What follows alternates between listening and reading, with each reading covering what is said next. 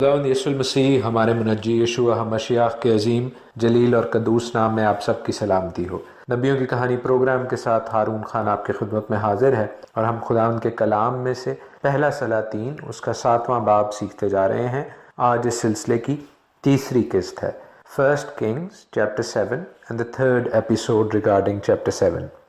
خداوند کی شکر گزاری کرتے ہیں کہ ہم نے اس باب کو، جس کو کئی بھائی بہن مجھے بتا رہے تھے کہ ہم صرف سرسری طور پر پڑھتے تھے اور ہیکل کی جو تزئین و آرائش ہے اس کے ساز و سامان کو بڑے مختصر طور پر پڑھتے تھے، اب اس کو تفصیل سے ہم نے دیکھا اور سیکھا۔ اور جب خداوند کی ہیکل کا یہ عظیم و شان کام کمپلیٹ ہو رہا ہے تو ہم دیکھتے ہیں کہ اس ہیکل کے ساتھ جڑے کئی واقعات تھرو آؤٹ دا ہسٹری جو ہمیں سیکھنے ہیں اور جن سے ہمیں سبق لینا ہے۔ بھائی اور بہنوں، جب سلیمان نے یہ ہیکل بنانی شروع کی اور یہ کمپلیٹ ہوئی 960 بی سی میں، 960 قبل از مسیح میں، اس وقت سے لے کر 586 قبل از مسیح 586 بی سی، یاد رکھیے گا چونکہ یہ قبل از مسیح ہے تو 586 بعد میں آئے گا، 960 بی سی پہلے ہے اور پھر 586 بی سی، تقریباً 4 صدیوں کے بعد، 400 سالوں کے بعد جب بابلیوں نے، کسدیوں نے اس کو تباہ و برباد کیا، اس دوران میں بہت سے چینجز، بہت سی ماڈیفیکیشنز ہوتی رہیں اس ہیکل کے حوالے سے۔ اس کے خوبصورت برتنوں کو، ساز و سامان کو سٹرپ کیا گیا، لے لیا گیا ان 4 صدیوں میں۔ تو ہم ان تمام واقعات کو مختصراً دیکھنے کی کوشش کریں گے۔ سلیمان کی وفات کے بعد سلطنت 2 حصوں میں، شمالی اور جنوبی سلطنت میں، اسرائیل اور یہودا میں منقسم ہو جاتی ہے۔ میں آپ کو یہ واضح طور پر بتا دوں، یہ بات جو میں کئی دفعہ پہلے دہرا چکا ہوں، کہ اسرائیل کو 10 قبیلوں کی بیکنگ حاصل تھی، اور اسرائیل کا دوسرا نام یا مترادف افرائیم بھی تھا، کیونکہ اس میں افرائیم قبیلے کی اتھارٹی اور اختیار استعمال ہوتا تھا۔ یہودا کا قبیلہ یہودا، بنیامین اور لاوی کے کچھ حصے پر مشتمل تھا، لیکن وہ سلطنت یہودا کے نام سے کہلائی جاتی تھی۔ ہم ہیکل کے حوالے سے اپنے اس جرنی کو، اپنے اس سفر کو شروع کرتے ہیں۔ روبہام کے ٹائم میں، اس کے 5ویں سال میں، شیشاک جو کہ فرعون تھا مصر کا، اس نے اٹیک کیا اور اس ٹیمپل کو، خداوند کی ہیکل کو پلنڈر کیا، اس کو لوٹا کھسوٹا، اور جو precious gold and silver implements تھیں، جو سونے اور چاندی کی اشیاء تھیں، ان کو وہ وہاں سے لے گئے ویئر ہاؤس میں سے نارتھ میں۔ شمال میں ہم دیکھتے ہیں کہ یروبام جو شاہ اسرائیل تھا، اس نے اس ہیکل کو جو یروشلم میں تھی اس کو اگنور کیا، اور اپنی سلطنت میں دان میں اور بیت ایل میں 2 علیحدہ علیحدہ ورشپ سینٹر بنا دیے، ایز این الٹرنیٹیو، متبادل کے طور پر لوگوں کے لیے۔ اور نہ صرف اس نے یہ ورشپ سینٹر بنائے، بلکہ بھائی اور بہنوں، اس نے خداوند کی عیدوں کے دنوں کو، خداوند کے مقرر کردہ اوقات کو بھی تبدیل کیا، اور کہا کہ اب ہم نئے دنوں پہ عیدیں منایا کریں گے۔ روبہام کے بعد آسا بادشاہ بنا، اور آسا تقریباً 40 سال تک بادشاہ بنا رہا۔ اس کی حکومت 868 بی سی تک، 868 قبل از مسیح تک قائم رہی۔ اس نے ہیکل کے اندر چاندی اور سونے کے ظروف کو پھر بحال کرنے کی کوشش کی، لیکن بھائی اور بہنوں، کچھ ہی سالوں کے بعد اس کو یہی ظروف، یہی مہنگی اور قیمتی چیزیں بن ہداد جو کہ سیریا کا بادشاہ تھا، اس کو دینی پڑی، کیونکہ اس نے اس کی مدد مانگی تاکہ وہ بادشاہ کے اگینسٹ، جو کہ اسرائیل کا، افرائیم کا بادشاہ تھا، اپنی حفاظت کروا سکے۔ آسا کے بعد اس کا بیٹا یہوشافط بادشاہ بنا، اور وہ یہودا پر کم و بیش 20 سال تک بادشاہ بنا رہا۔ لوگ اس بادشاہ کو پسند کرتے تھے، اس کی عزت کرتے تھے، اور اس کو بہت سا قیمتی ساز و سامان تحفے کے طور پر دیتے تھے، جس کو اس نے ٹیمپل میں، ہیکل میں رکھوایا۔ یہوشفت نے کوشش کی کہ خداوند کی شریعت، خداوند کی انسٹرکشنز، خداوند کی ہدایات لوگوں کو سکھائی جا سکیں، کیونکہ لوگ خداوند کے آئین و احکام سے، اس کے سکھائے گئے طریقے سے دور ہو کر ہی تقسیم ہوئے تھے۔ اس وجہ سے یہوشفت نے کوشش کی کہ خداوند کا کلام لوگوں کو سکھایا جا سکے۔ یہوشفت نے اسرائیل یا افرائیم کے بادشاہ آہاو کے ساتھ الائنس کیا، اس کے ساتھ جڑا اور یوزول طریقہ استعمال کیا۔ وہ یوزول طریقہ کیا تھا کہ اس نے آہاو کی بیٹی کے ساتھ اپنے بیٹے کی شادی کر دی، اور یہ دونوں بادشاہ، پھر اسرائیل کا بادشاہ اور یہودا کے بادشاہ، یہ ایک دوسرے کے ساتھ کھڑے ہونے لگے، خاص طور پر جب فورن قومیں، جب دوسری قومیں ان پر اٹیک کرتی تھیں، جیسے ایرام کی طرف سے حملہ ہوا تو یہ دونوں اکٹھے رہے۔ خداوند کے ایک نبی نے یہوشفت کو یہ بات بتائی کہ خداوند تعالیٰ یہوہ آسمانی باپ تجھ سے خوش نہیں ہے۔ سو ہم دیکھتے ہیں کہ یہوشفت نے ایک اور راؤنڈ آف ریلیجس ریفارمز، یعنی خداوند کے کلام کو، خداوند کی توریت کو سکھانے سمجھانے کے حوالے سے پھر صحیح اور کوشش شروع کی۔ اس کے علاوہ یہوشفت نے ٹیمپل میں ایکسپینشن بھی کی، اس نے ایک اور برآمدہ بھی بنوایا، ایک اور کورٹ یارڈ بھی بنایا کوہ موریا کے اوپر، خاص طور پر ماڈیفیکیشن کی، ایکسپینشن کی، اور آس پاس کی جو گھاٹیاں تھیں ان کی اس نے بھرائی کروا دی، جیسے سوائل سے بھروا دیتے ہیں، تاکہ وہاں پر بلڈنگ ورک ہو سکے۔ مگر ہم خداوند کے کلام میں دیکھیں گے آگے اور سیکھیں گے کہ یہوشفت کی وفات کے بعد کئی بادشاہ اسرائیل میں اور خصوصاً یہودا میں ایسے آئے جنہوں نے بہت زیادہ برے اور مکروہ کام کیے۔ یہورام جو یہوشفت کے بعد بادشاہ بنا، اس کے بعد ہم دیکھتے ہیں اخزیہ جو ہے وہ بادشاہ بنا بہت تھوڑی دیر کے لیے، اس کے بعد عتلیہ یا عطالیہ نے تھوڑی دیر کے لیے دور اقتدار سنبھالا۔ اس کے دونوں بیٹے جو تھے وہ نہایت ہی بے وقت قسم کے انسان تھے، جنہوں نے خداوند کی ہیکل کی بیش قیمت چیزوں کو اپنے ذاتی استعمال کے لیے چنا اور پھر بال کے مندر میں ان کو استعمال کروایا۔ So during the course of history, تاریخ کے ان صفحات سے ہم یہ سیکھتے ہیں کہ خداوند کی ہیکل اگرچہ بند نہیں ہو گئی تھی، لیکن اس کی حالت بہت دگرگوں تھی، اس کی حالت بہت خراب تھی، اور اس میں اور کسی کا نہیں بلکہ ان بادشاہوں کا، ان سو کالڈ قوم کے لیڈرز کا سب سے بڑا ہاتھ تھا۔ ہم ایک اور بادشاہ کا حال پڑھتے ہیں جس کا نام تھا یواس یا یواش، اس کو عبرانی میں کہتے ہیں۔ وہ 840 بی سی سے 800 بی سی تک، یعنی قریب 40 سال تک بادشاہ رہا۔ اس کے دور حکومت میں ایک سردار کاہن تھا جس کا نام تھا یہویدا، جو کہ بہت زیادہ اسٹرانگ تھا، بہت زیادہ اتھارٹی اور اختیار تھی اس کے پاس، اور اس نے ٹیمپل آپریشن کو بہت حد تک ٹھیک کرنے کی کوشش کی، اس میں پاکیزگی لانے کی کوشش کی۔ اس نے یہ بھی کیا کہ لاویوں کو بہتر طور پر آرگنائز کیا اور ان کے گارڈ یونٹس بنائے جو کہ ہیکل کی فصیل کے اوپر ایک خاص طور پر نظر رکھتے تھے کہ دشمن جو ہیں وہ ہیکل کے اوپر نہ آ سکے، شہر کے اوپر نہ آ سکے،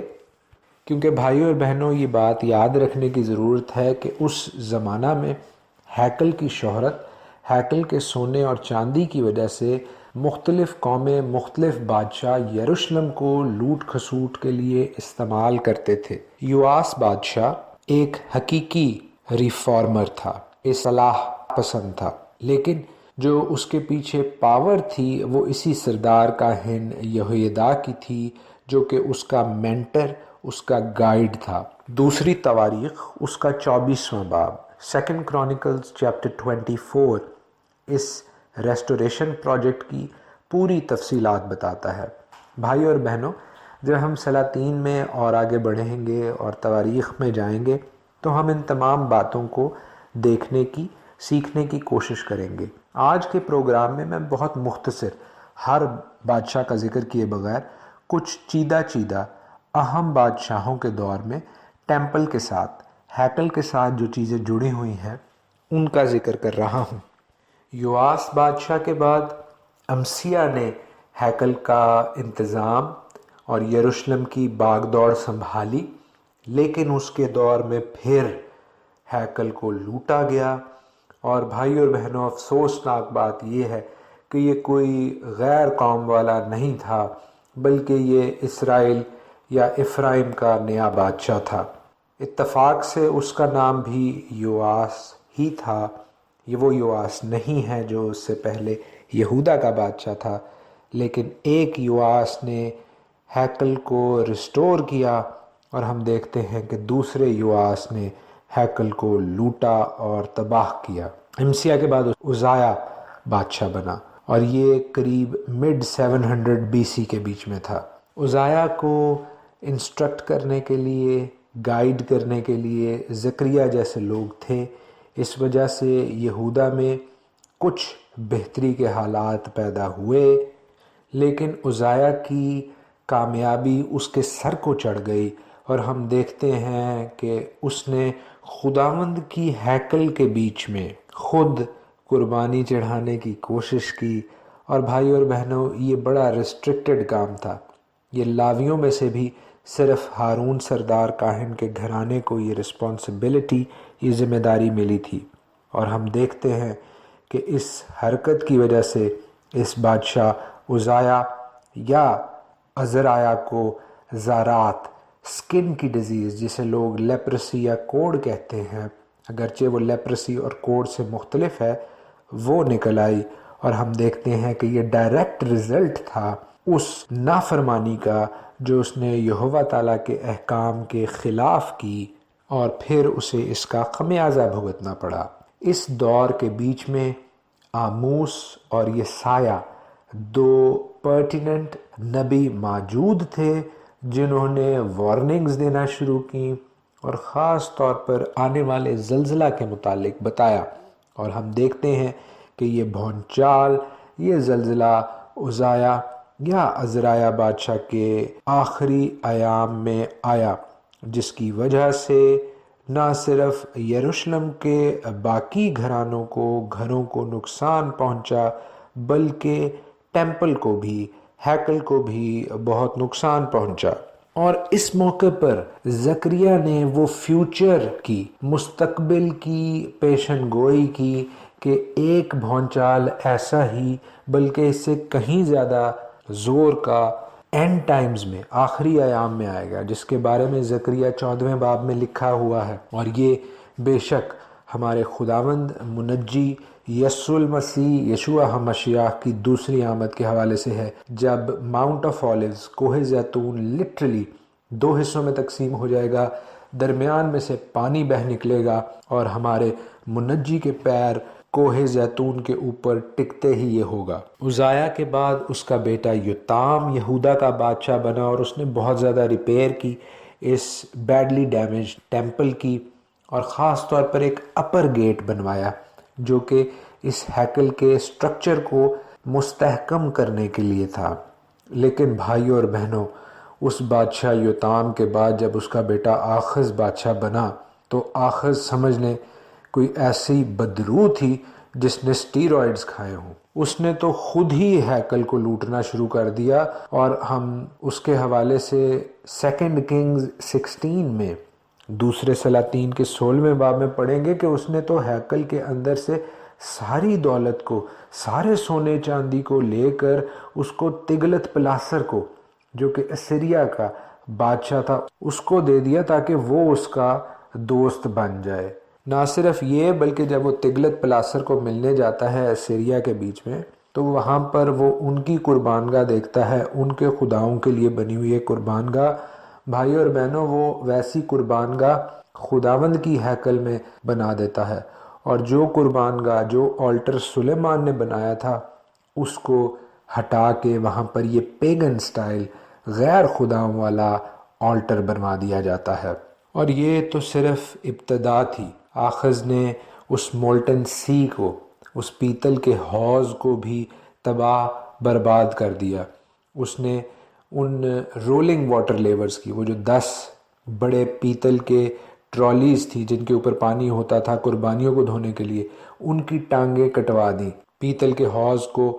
بیلوں کی کمر سے اتار کر ویسے ہی رکھ دیا گیا۔ خداوند کی ہیکل کے حصے کو اسیرین گاڈ کے ساتھ غیر خدا کے نام پر مخصوص کر دیا گیا۔ اور صرف یہی نہیں، بلکہ اس نے خداوند کی ہیکل کے کئی حصوں میں دوسرے خداؤں کی آلٹرز، قربان گاہ بنا دی۔ ہیکل ایسی تباہ حال ہو گئی کہ کاہنوں کو بھی اس کے اندر جانے سے گھن آنے لگی۔ بھائیو اور بہنوں، جیسے میں نے آپ کو بتایا، میں آج کے پروگرام میں سارے بادشاہوں کو نہیں کور کر سکوں گا، لیکن ہیکل جتنی عرصہ بنی رہی اس حوالے سے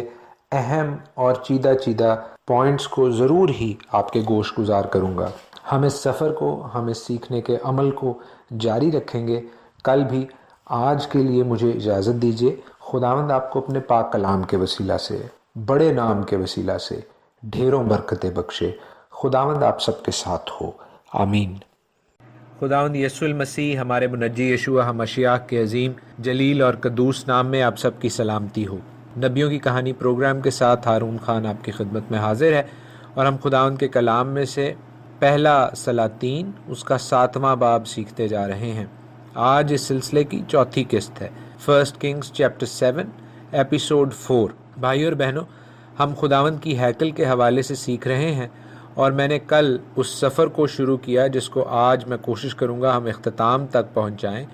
جو ہیکل اور ہیکل کے ساتھ جڑے ان تمام بادشاہوں کا تھا جنہوں نے اس ہیکل کو بڑھایا یا کم کیا، یعنی خداوند کی ہیکل میں بہتری لانے کی کوشش کی یا اس کو خراب کیا۔ اور ہم نے اس کے حوالے سے کل بہت تفصیل سے مختلف بادشاہوں کے حوالے سے مختصراً مگر امپورٹنٹ باتوں کو، اہم باتوں کو سیکھا، اور آج ہم اس جرنی کو جاری رکھیں گے۔ آج ہم اس سفر میں آگے بڑھیں گے اور خداوند کے کلام سے مزید اہم باتوں کو سیکھتے جائیں گے۔ یاد رکھیے گا، میں ان تمام بادشاہوں کے متعلق جب آگے ہم سلاطین میں بڑھیں گے کنگز کی کتاب میں تو ضرور تفصیل سے بھی بتاؤں گا، لیکن فی الحال چونکہ اس باب میں ہیکل کا بننا کمپلیٹ ہوا ہے، تو میں نے آپ کو بتایا کہ 4 صدیوں کے بعد جب بابلی یعنی کسدی اس کو گراتے ہیں یا مسمار کرتے ہیں یا نقصان پہنچاتے ہیں کمپلیٹلی، اس سے پہلے ہیکل کی کیا حالت تھی، ہم اس کو بھی دیکھتے جائیں۔ آخذ کے حوالے سے ہم سیکھ رہے تھے خداوند کے کلام میں سے، اور میں نے آپ کو بتایا کہ وہ نہایت ہی مکروہ بادشاہ تھا۔ اس کے حوالے سے 1-2 آیتیں آپ دیکھ لیجئے کلام ہی میں سے۔ دوسرا سلاطین 16واں باب 17ویں اور 18ویں آیت لکھا ہے کہ آخذ بادشاہ نے کرسیوں کے کناروں کو کاٹ ڈالا اور ان کے اوپر کے حوض کو ان سے جدا کر دیا، اور اس نے بڑے حوض کو پیتل کے بیلوں پر سے جو اس کے نیچے تھے اتار کر پتھروں کے فرش پر رکھ دیا، اور اس نے اس راستہ کو جس پر چھت تھی اور جسے انہوں نے سبت کے دن کے لیے ہیکل کے اندر بنایا تھا، اور بادشاہ کے درآمد کے راستہ کو جو باہر تھا، شاہ اسور کے سبب سے خداوند کے گھر میں شامل کر دیا۔ اب یہ جس بادشاہ کے ساتھ ملنے کے لیے اتنے جتن کر رہا ہے، تگلت پلاسر اس کا نام ہے، اس نے بھی اس کا پھر خیال نہیں کیا۔ میرے ساتھ دیکھیے 2 کرونیکلز 28، دوسری تواریخ کی کتاب، اس کا 28واں باب۔ وہاں پر لکھا ہے، اور شاہ اسور تلگت پلناسر اس کے پاس آیا، پر اس نے اس کو تنگ کیا اور اس کی کمک نہ کی، کیونکہ آخذ نے خداوند کے گھر اور بادشاہ اور سرداروں کے محلوں سے مال لے کر شاہ اسور کو دیا، تو بھی اس کی کچھ مدد نہ ہوئی۔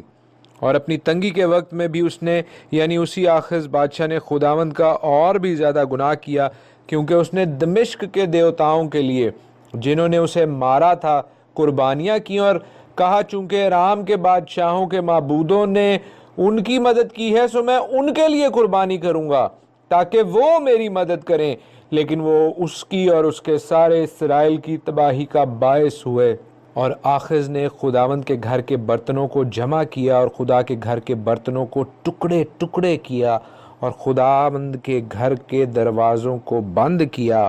اور اپنے لیے یروشلم کے ہر کونے میں مذبے بنائے اور یہودا کے ایک ایک شہر میں غیر معبودوں کے آگے بخور جلانے کے لیے اونچے مقام بنائے اور خداوند اپنے باپ دادا کے خدا کو غصہ دلایا۔ بھائی اور بہنوں، یہاں پر ہم ایک ایسے بادشاہ کا حال دیکھتے ہیں جس نے خداوند پر توکل کرنے کی بجائے انسان پر بھروسہ رکھا اور اس کا اسے نقصان پہنچا، اور اینڈ ٹائم میں اس شخص کے اپنے آخری وقت میں اس نے مزید باغیانہ رویہ خداوند یہوہ تعالیٰ کے ساتھ رکھا، اور ہم دیکھتے ہیں کہ اس نے خداوند کو مزید غصہ دلایا اور اپنے لیے مذبے بنوائے۔ لیکن پھر ہم دیکھتے ہیں کہ کیچڑ میں کمل نکلتا ہے، اور یہ حزقیہ بادشاہ پیدا ہوتا ہے آخذ کے گھر، اور وہ وہی کام کرتا ہے جو خداوند یہوہ تعالیٰ کی نظر میں درست تھے۔ حزقیہ نے اپنی دور سلطنت 725 BC میں شروع کی، اور ہم دیکھتے ہیں کہ یہ وہ وقت ہے جس وقت اسرائیل یعنی 10 قبیلے یعنی افرائیم لیڈ جو 10 ٹرائبز تھے وہ اسیریا کے ہاتھوں، اسور کے ہاتھوں تباہ برباد تتر بتر ہو رہے تھے۔ اس سچویشن کو سمجھنے کے لیے یا سمجھانے کے لیے کئی تعلیمی محققین آخذ کو تھوڑا سا بینیفٹ آف ڈاؤٹ دیتے ہیں۔ وہ کہتے ہیں چونکہ اسور جو ہے وہ اسرائیل کو یعنی شمالی سلطنت کو تباہ و برباد کرنے پر تلا ہوا تھا، اس وجہ سے یہودا نے اس کے ساتھ ایسا سیٹ اپ ارینج کر لیا کہ ہم تجھے بہت زیادہ ٹیکس، بہت زیادہ جزیہ دیتے رہیں گے، لیکن تو ہمیں مت مارنا۔ لیکن بھائیوں اور بہنوں، ہم نے دیکھا کچھ دیر پہلے کہ آخذ کا اس شخص تگلت پلاسر یا اسوری حکومت کے ساتھ جڑنے کا فائدہ اس کو کچھ نہیں ہوا، انہوں نے اس کی مدد نہیں کی اور وہ ایرامیوں کے ہاتھوں مار کھاتا ہے۔ ایسے ہی بھائیوں اور بہنوں آج کل یورپ اور امریکہ کا حال ہے۔ بہت سے ایسے گروہ، ایسے مذہب ایسی تندی اور تیزی کے ساتھ پھیل رہے ہیں کہ یورپ اور امریکہ چاہتے ہیں کہ شاید ہم ان کے ساتھ دوستانہ تعلقات رکھ کے، شاید ہم ان کی باتیں مان کر صلح اور سلامتی سے آگے بڑھتے جائیں گے، لیکن تاریخ ہمیں یہی سکھاتی ہے کہ ایسا نہیں ہوتا۔ یہاں پر ایک مختصر سا نوٹ یہ بتاتا چلوں کہ اسرائیل جو 10 قبائل پر مبنی تھا، افرائیم جہاں پر زیادہ سٹرونگ تھا، وہ 722 BC میں پورے طور پر تتر بتر اور تباہ کیا جاتا ہے، اور یہیں سے یہ term last tribes of Israel شروع ہوتی ہیں، اس لیے کہ شاہ اسور نے ان کو بہت دور دور کے ملکوں میں جا کر تتر بتر کر دیا۔ اگرچہ اس وقت کے ان اسرائیلیوں نے اپنی جداگانہ حیثیت کو برقرار رکھنے کی کوشش کی، لیکن چونکہ وہ خدا سے دور تھے اور یہ آفت، یہ لعنت ان پر خداوند کی طرف سے پڑی تھی، بھائی اور بہنوں،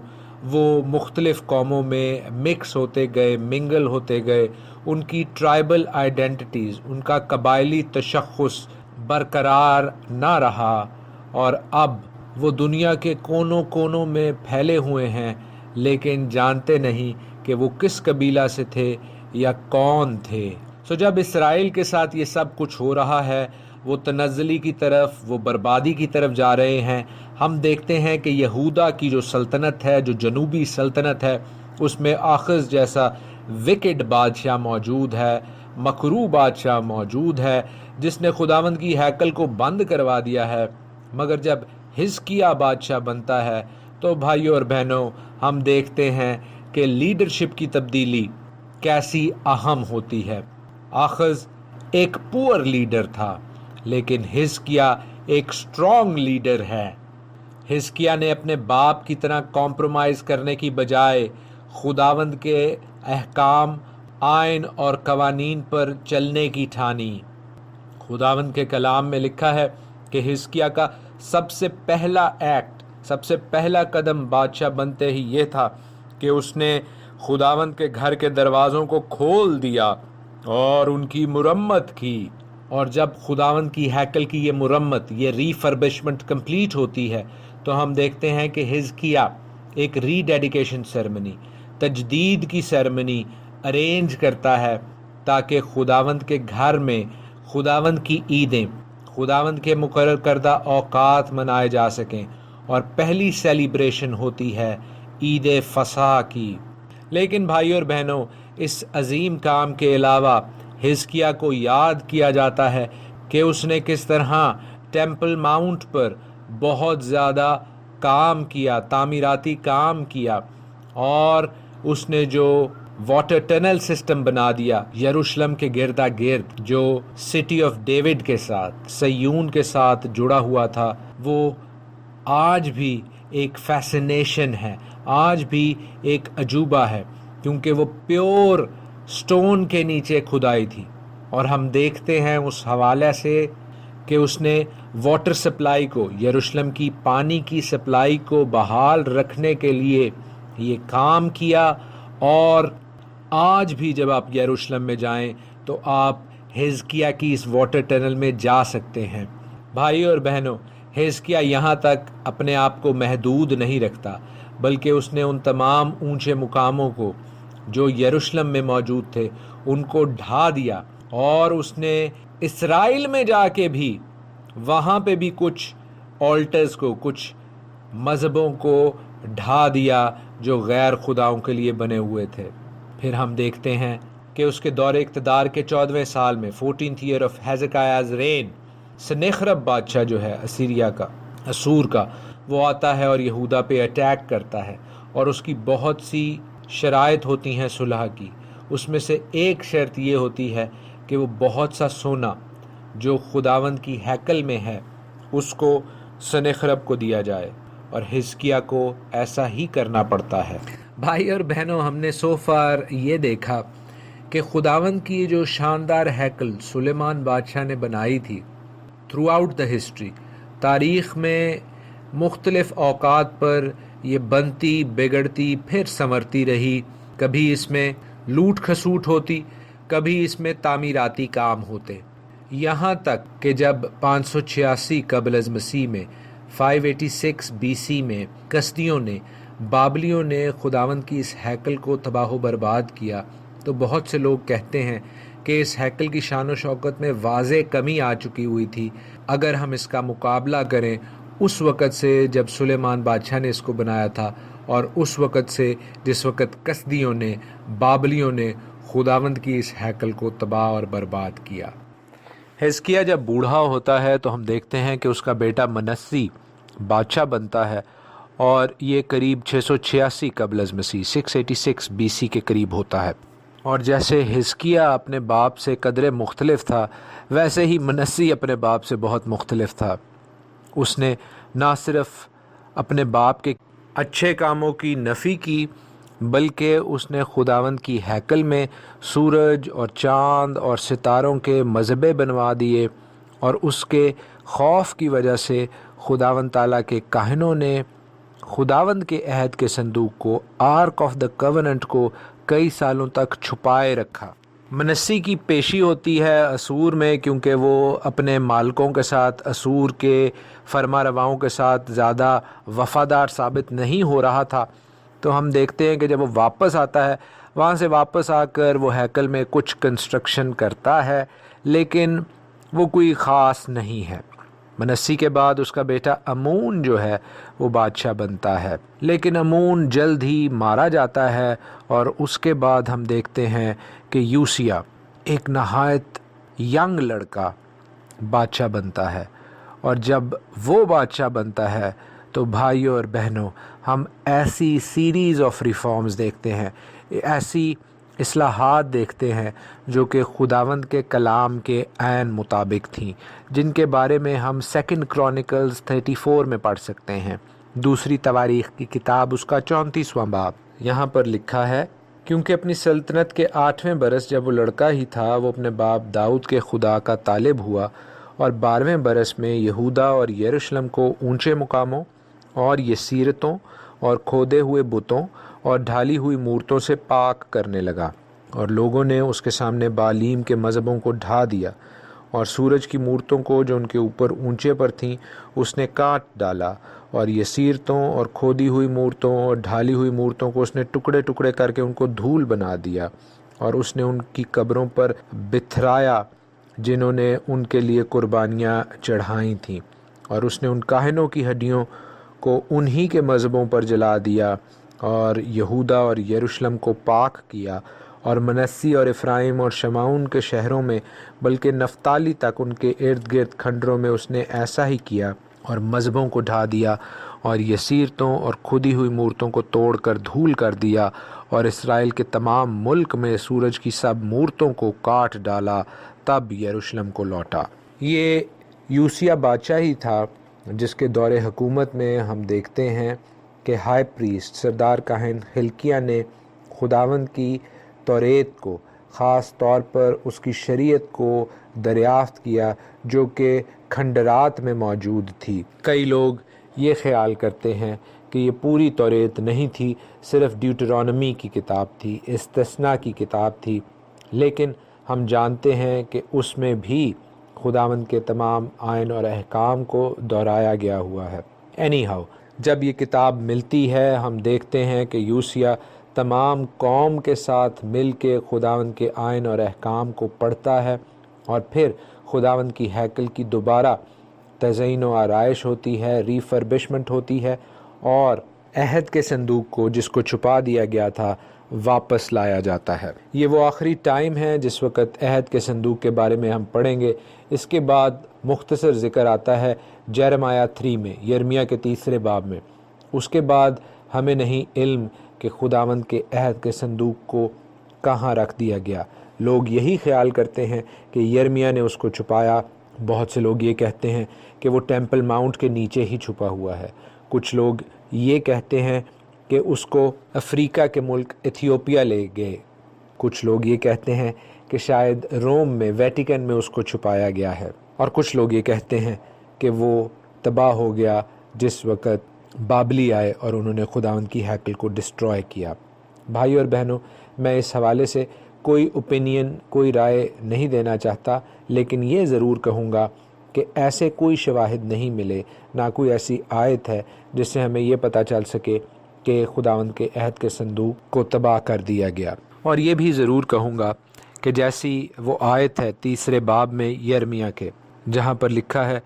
کہ تب وہ پھر نہ کہیں گے کہ خداوند کے عہد کا صندوق، اس کا خیال بھی کبھی ان کے دل میں نہ آئے گا، وہ ہرگز اسے یاد نہ کریں گے اور اس کی زیارت کو نہ جائیں گے اور اس کی مرمت نہ ہوگی۔ اس وقت یروشلم خداوند کا تخت کہلائے گا، اور اس میں یعنی یروشلم میں سب قومیں خداوند کے نام سے جمع ہوں گی۔ بھائی اور بہنوں، this is talking about end times, آخری ایام کی بات ہو رہی ہے، جب خداوند کے عہد کا صندوق ہولی آف ہولیز میں پاک ترین مقام میں ہوگا، اور ہم آخری وقت سے زیادہ دور نہیں ہیں۔ ہم میں سے کون ہے جو کہ اینڈ ٹائمز میں، آخری ایام میں اپنے مسیح کے ساتھ، یسوع المسیح کے ساتھ بادشاہی کرنا چاہتے ہیں؟ بھائیو، آخذ جیسے مت بنے، منسی جیسے مت بنے، جنہوں نے خداوند کے کلام کو، خداوند کے آئین احکام، اس کی توریت، اس کی شریعت کو پشت پیچھے پھینک دیا،